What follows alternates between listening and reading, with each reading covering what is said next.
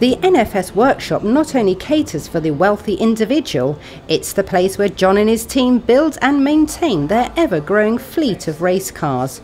But not one to miss a business opportunity, Jon bizarrely has his team of skilled mechanics busy building race cars for most of his competitors too. I mean, in some instances you could argue it works against me because, you know, Julian came over with the specific mandate to make our cars the best. So last race weekend I'm driving a Seat in the championship, and we had 3 of our competitors' cars here in the garage having setups done by Julian, which there's, you know, one side of me saying what the hell are we doing that for? That's not really the idea. And then the other side is saying, well, that's business, we need to earn a living. Jon owns 2 of only 4 fully race-prepared Lotus Exige cars that are in the Middle East, and along with the team's monstrously fast white Dodge Viper, there is a whole warehouse full of stored cars.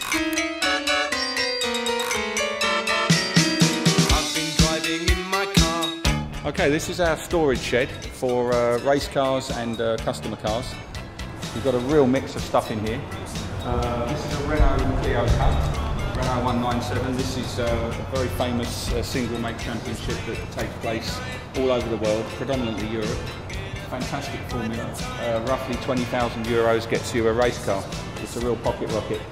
This is a GT4 Aston Martin Vantage V8 4.7. This is actually a DXB racing car that we campaigned successfully for the first time in January 2009. It makes you feel like a racing driver when you drive this. It's great fun. And we've had it painted up in the Gulf oil colours. We did some promotional work with our friends at Aston Martin Racing at Abu Dhabi Yas Marina circuit a month or so back, and we decided to keep the car as it is for now because it just looks so cool. This car is actually identical to my car, which is behind. There's 5 or 6 of these now in the championship. 2-litre turbocharged engines.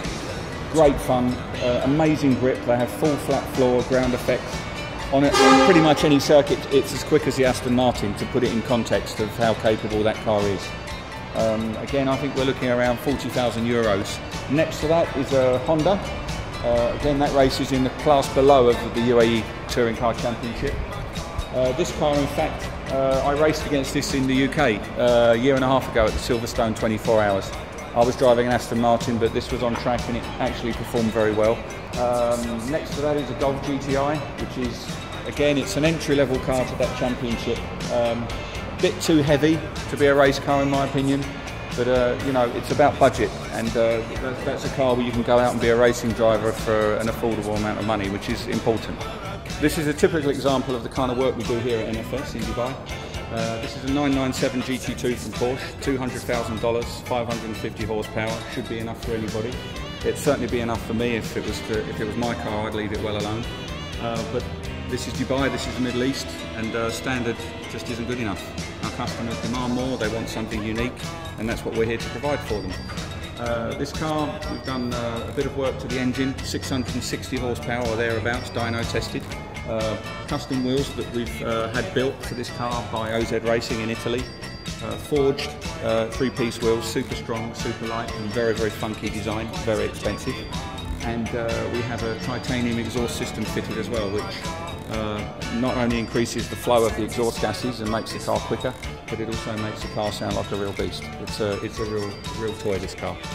We've also tweaked the suspension because from our race suspension mechanics, we've got the ability to tweak the suspension when most people wouldn't really know what to do. So we make the car a bit edgier, a bit more exciting for the drivers who want to take them on the track. Very spiteful car. A lot of people are afraid of these.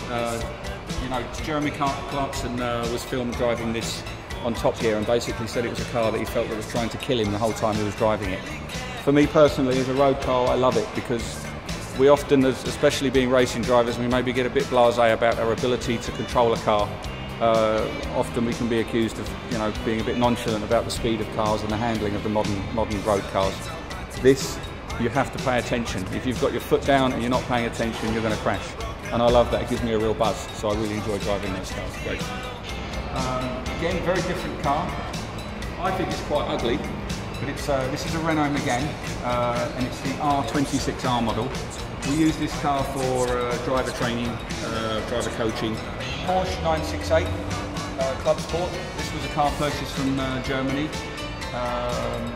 Frederick purchased this car because it was going cheap, and I believe he bought it on eBay. This is a 997 GT3 RS. So the RS is the top of the line, naturally aspirated Porsche that they make. This is another Clio.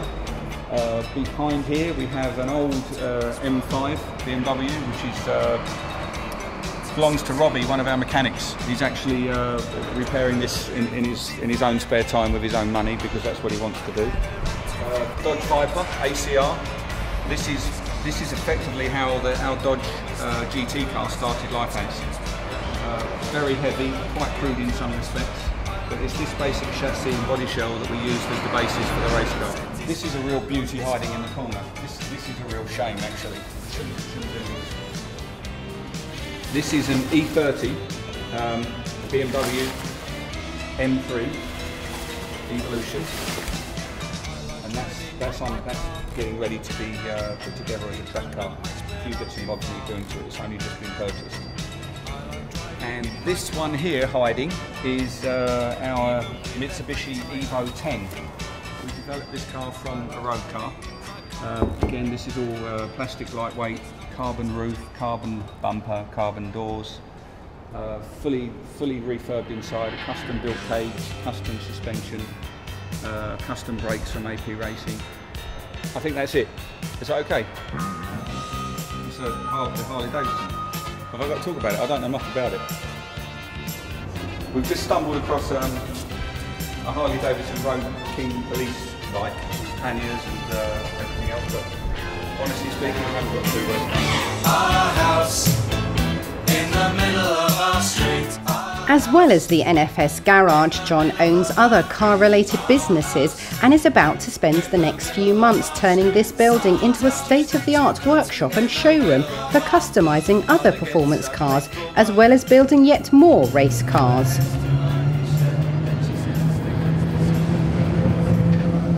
Despite being a relative newcomer, Jon and his DXB team are very successful, with Jon becoming the overall UAE touring car champion this year.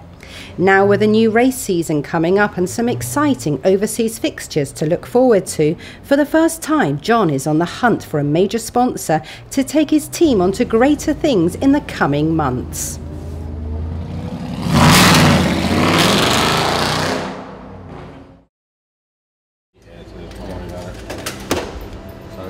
Brought to you in association with Lay's. That my Arabic that says salt. It's a lot of characters for salt, isn't it?